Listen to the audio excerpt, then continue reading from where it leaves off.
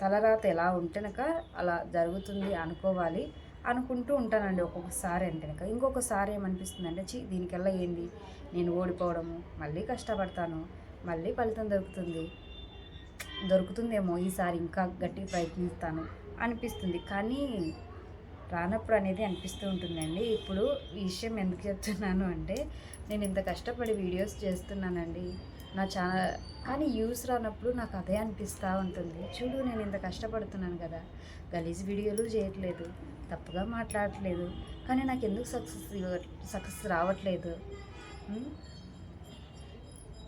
నాకు ఈ ఛానల్ కన్నా ఇంకొక ఛానల్ మధుబాల ఛానల్ ఉందన్నాను కదండి, ఆ ఛానల్ కోసం అయితే ఎంత కష్టపడతానంటే అసలు అంత కష్టపడతానండి. నాకు తెలియనివి కూడా నేర్చుకొని మరీ దానికోసం.